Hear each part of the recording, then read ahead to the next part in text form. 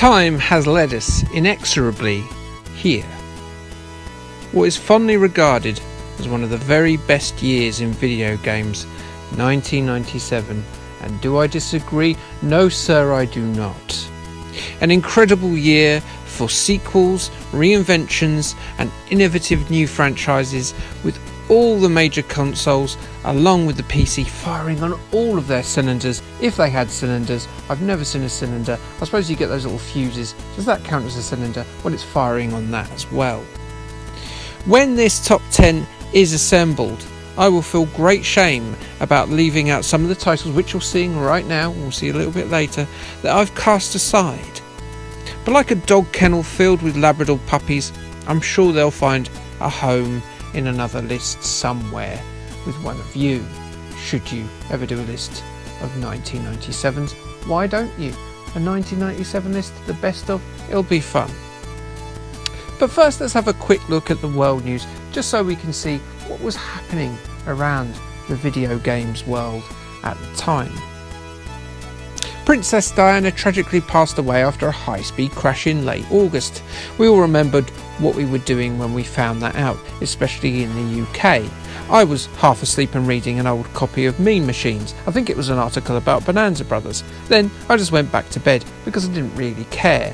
Others, and who am I to judge, immediately descended upon Buckingham Palace with floral tributes, sobbing tears like their own family members had died.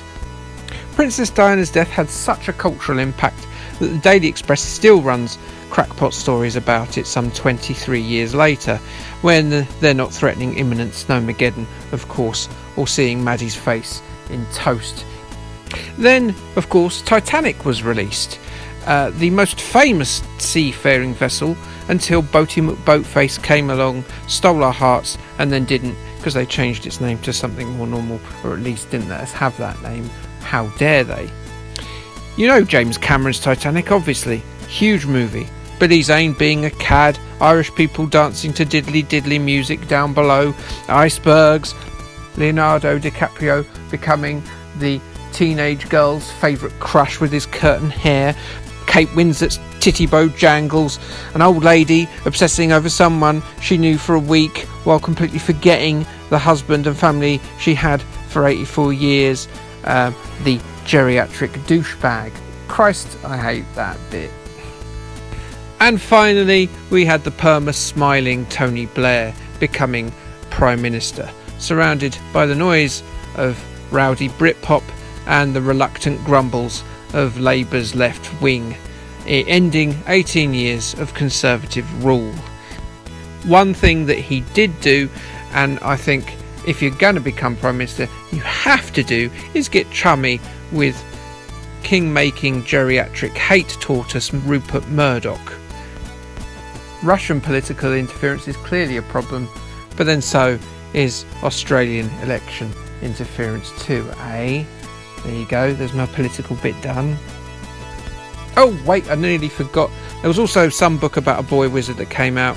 You know, middle class name, round glasses that are so of the time they're now back in fashion again. High adventure in a boarding school. You know the drill. I'm sure it'll do okay. For a game to feature on my best of the year list, it has to have come out on its original format in that particular year. So for instance, I couldn't have chosen Street Fighter 2 on the Super Nintendo because it had come out in the arcades a few years before. However, if a game is sufficiently different, such as the NES version of Double Dragon, then I can include that, as it's not that similar to Double Dragon in the arcades. Capiche? It just about makes sense to me. It probably won't make sense to any of you, but I'm sticking with these rules, even though I'll probably break them later on. I'm not very consistent.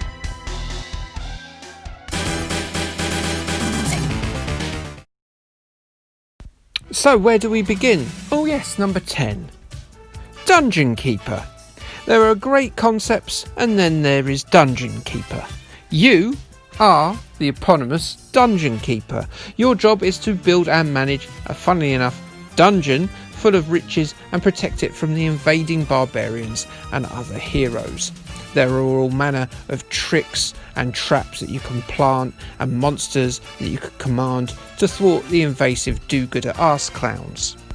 Dungeon Keeper was an addictive title with a brilliant user interface, and it actually made good on Molyneux's promises for once, and delivered on that fantastic premise with an absolutely compulsive game. Wonders never cease. Peter Molyneux was right.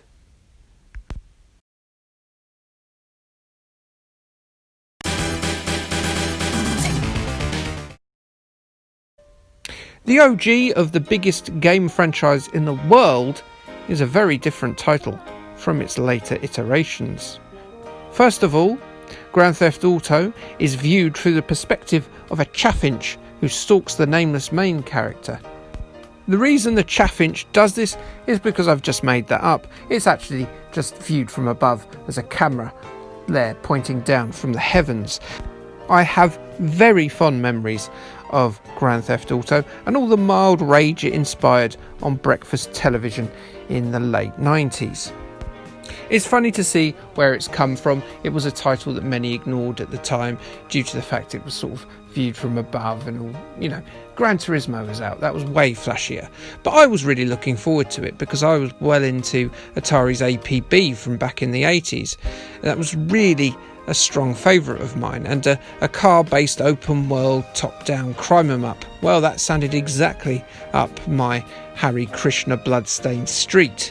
Grand Theft Auto fulfilled on its promise, and though it's rather limited compared to its legacy of games that has followed it, it's still an absolute joy to play.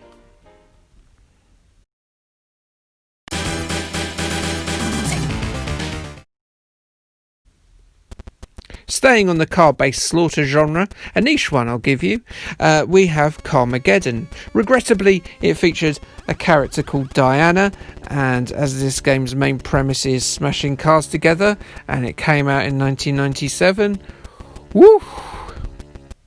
Harnessing the 3D worlds mainly used for first-person games like Quake, and putting a car race and an open world in it, Carmageddon gave you options.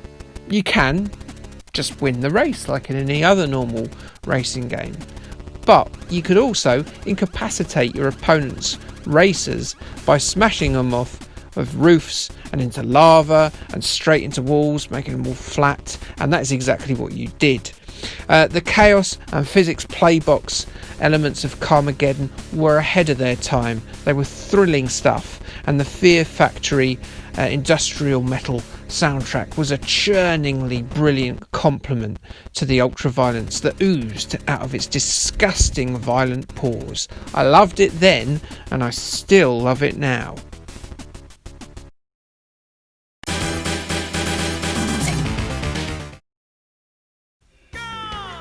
Super Smash Bros. Pah! Here's that concept in its base form. A multiplayer brawler, actually a bit more closer to Gang Beasts or Power Stone in its execution than Smash Bros, but you get the point. 4 players are left in 6 environments packed with all manner of props and hazards and logs and stuff, and they can beat the snot out of each other until only one stands. Combined with a multi-tap and 3 mates, finally, the PlayStation had a game that could challenge those N64 GoldenEye and Mario Kart parties. All the true edgy alt kids were playing Poi Poi instead of those two, you damn sheep.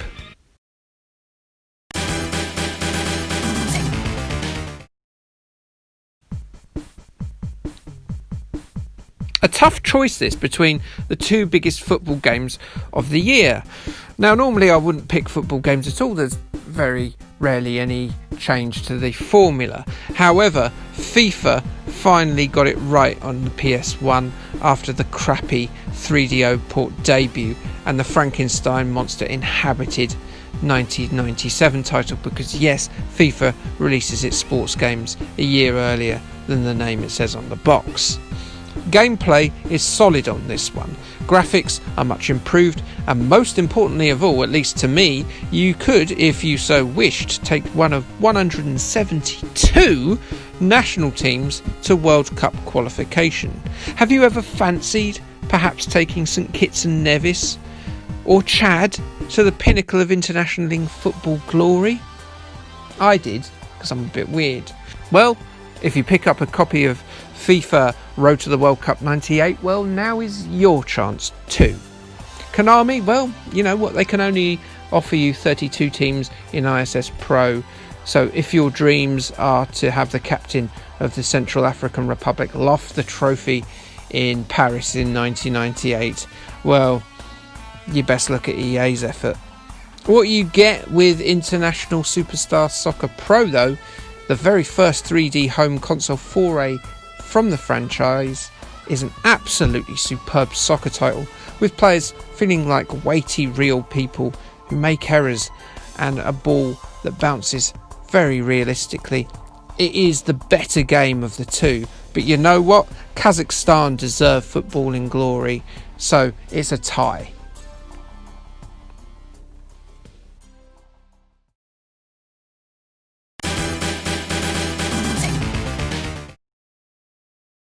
Star Fox 64, or Lilac Wars if you're one of those poor UK saps like myself, well, it was a huge step up after we endured paper planes being pinged against cardboard boxes in the Super Nintendo original. I don't knock Star Fox, it featured in an earlier list of mine, but this was a step up. The music, the graphics, the gameplay, all were an upgrade on the N64, as really they should have been. And you get a thrilling space opera, a bit like Star Wars, only with tin-legged furries that I still love to this day in spite of its short nature. Flying through the hull of an enemy space vessel is instantly hand-sweatening and goosebump-raising stuff. This was the Galaxy Force 2 experience at home, the interactive Empire Strikes Back battle on your CRT. The Nintendo quality branded penis, it was once again flopped out of the trouser onto the desk, and all we can do sometimes is stand back and coo in awe at how girthsome Nintendo's quality penis is. That's a weird reference.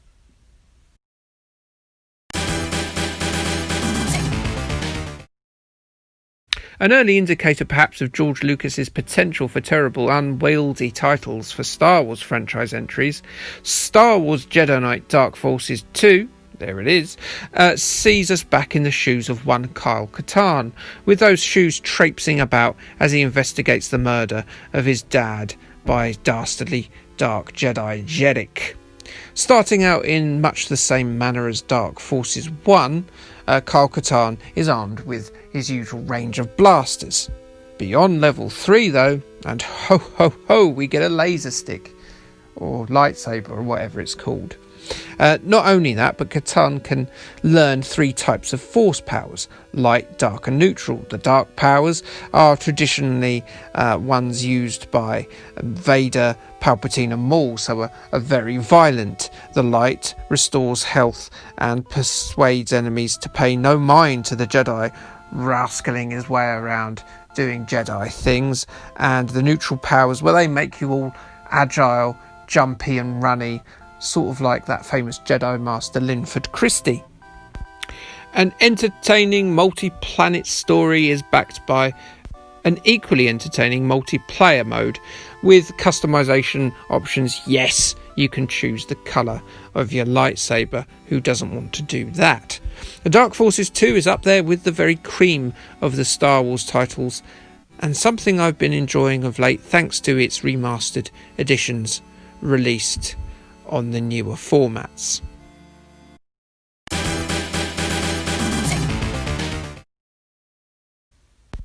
Being a big fan of Shining Force 1 and 2 to the point of growing excitement followed by intense deflation at every post-Streets of Rage 4 Sega announcement, and then also loving Final Fantasy 2 and 7, spoiler for later, Final Fantasy Tactics was a smooshing of my favourite RPG franchises.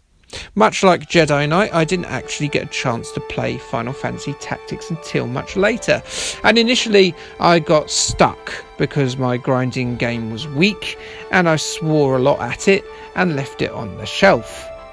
Later on in 2018, as I was looking for something to do when I went on holiday, I tried it again and I became addicted to it.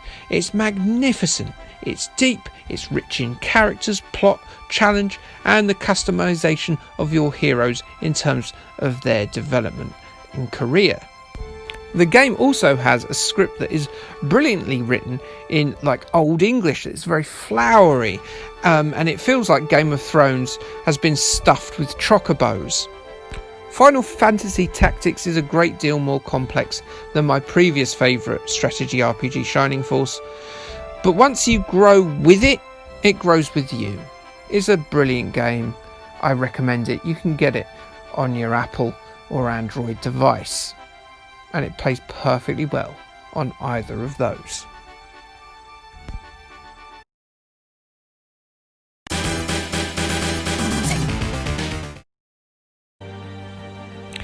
In the PlayStation world of chunky, clunky polygons, Symphony of the Night stood out like a sore 2D thumb. It was absolutely beautiful. However, it was overlooked because Lara's pyramid jugs were way more enticing. 2D, after all, was so Super Nintendo. Those that did pick up Castlevania Symphony of the Night at the time, I got it, by the way, in a 2 for £10 deal with Strider 2 in the HMV I worked for in 2000. And yes, I did get a cracking deal there if you wanted to have a look at eBay for those two titles. But anyway, I digress. Those that did pick up Symphony of the Night at the time found an action RPG platformer with Castlevania's gameplay mixed with the vast scope of Super Metroid.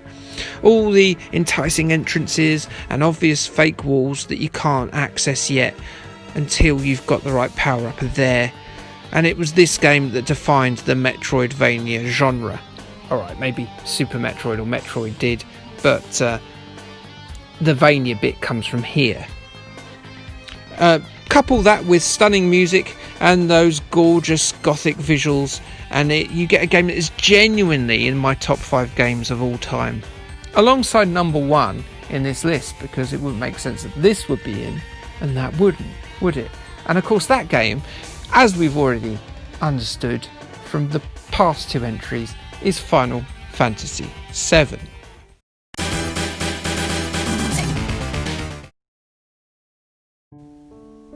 How predictable. Yes, that game. Allow me to just issue forth all the praise in the world.